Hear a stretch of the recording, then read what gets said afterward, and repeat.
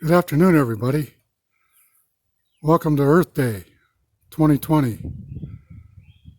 About 50 years ago, I participated in Earth Day at the McKeesport campus of Penn State. Started my career in environmental resource management there and spent 35 years in the field, primarily harassing engineers regarding environmental compliance and stewardship. Today I want to show you a multi-part video of planting asparagus. I was inspired by Larry and Clara Swiger to plant a bed of asparagus because it lasts 20 years. So I figured that'll do it for me because I'm about 69 years old now. So what I'd like to do is show you the project and go from there. Welcome back to Earth Day 2020, Part 2. What you see is our home in the background and our 40 by 40 garden we've had in this spot for about 40 years. Recently I put a stone border around the inside to make it easier for walking and tending the garden. It used to be grass and it was a real hassle to maintain that grass. So what you see here is the first step was to, of course, buy the asparagus, and I ordered it from Stark Brothers, and I got approximately 40 roots to plant. And after I received the material, the first thing I did was take a good walk out in Michaud State Forest this morning. Covered a couple miles. Really enjoyed a good morning of vernal pools, lots of songbirds, some old growth pines. Great time. Well, what you see here is a trench. It's approximately 40 feet long, about 15 inches wide, and about 15 inches deep.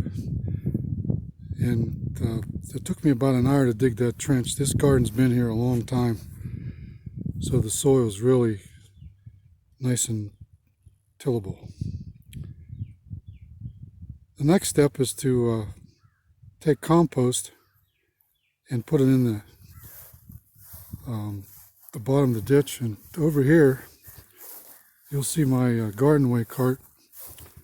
And back behind our barn, I have about 500 bushels of leaf composting with a mixture of turkey manure, and it makes some real nice compost. And so that's what you see in the garden way here. And then inside the box you'll see the bundles of asparagus roots from Stark Brothers.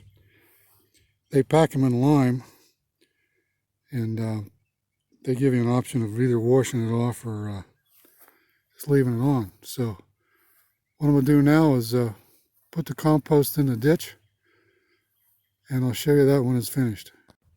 Welcome back to Earth Day 2020, Part 3. What I'm showing you here is a bluebird house on the right. It's not far from that trench I just dug. And a matter of fact, there's a female bluebird in that box right now. When I first started digging, she flew out of the box. And as I proceeded to dig, next thing you know, right beside me, she flew into the box. And I think she's still there.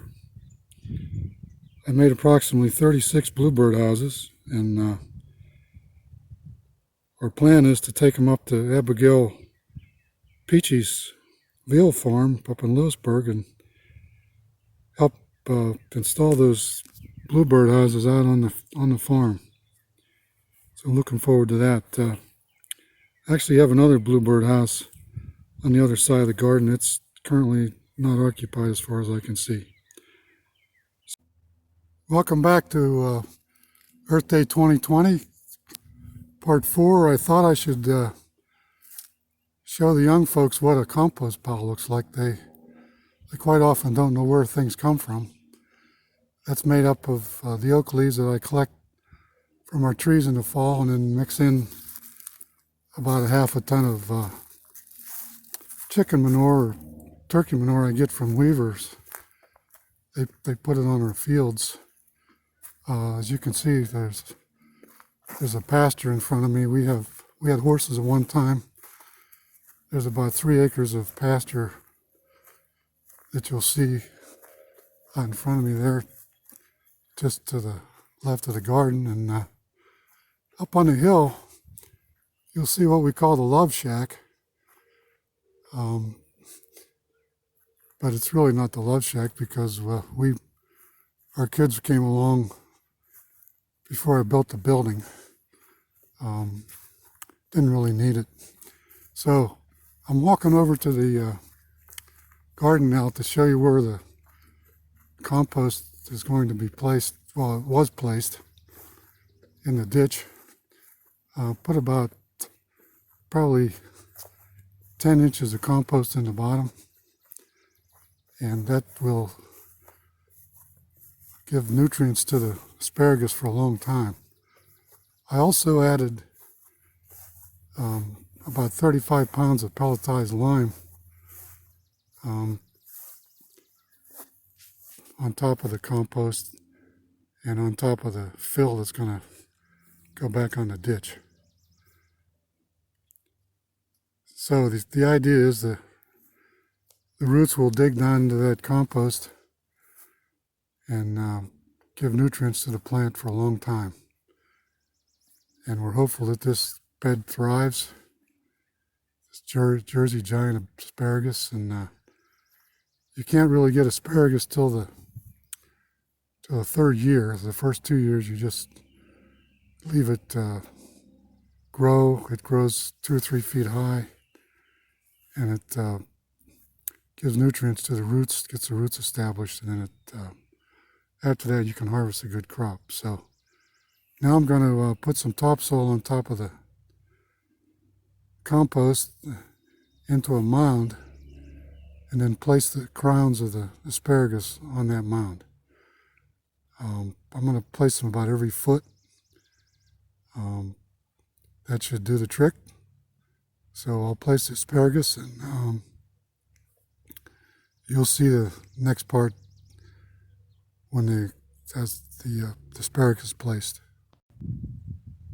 Welcome back to Earth Day 2020 Part 5. I've put the asparagus plants on the mound in the ditch, and I'm going to show that to you right now. There's about 40 plants, and you put them about 1 foot apart. Kind of look like a spider. Make sure you have the roots spread out. Real nice.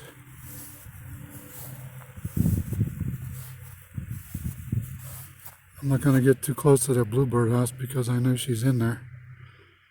So that's planting the asparagus. I'm going to cover it up and I'll show you the final product. So I just wanted to have this little aside regarding the bluebird houses, and now I'm going to proceed with putting the compost in the ditch. Welcome back to Earth Day 2020 Part 6. Just wanted to show you the final product. The asparagus is covered up, a small mound. There's a stake at each end of the row to show me where they're at. Now it's just a matter of watering them and watching them come up, and put some dirt on them and some compost as they grow up. And then look forward to them popping out of the ground next spring. Now I want to dedicate this video to several people. One is my wife Deborah, who's been with me for 48 years now. My wonderful children, Christy and Jonathan, and the 4 grandchildren, Nate, Emily, Jordan, and Brennan.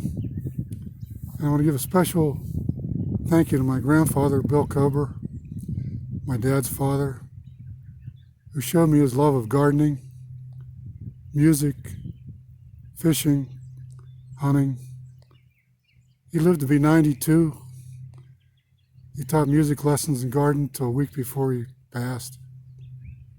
Quite a guy. He's known locally in the Pittsburgh area as Banjo Bill. He played in a Slovenian singing group for many years. And he had the distinction of playing in the first ever radio program in the world on the roof of a building in KDKA in the early 1900s. So I dedicate this to all my family and my friends, and I look forward to another Earth Day, probably not quite 50 years from now. Thank you.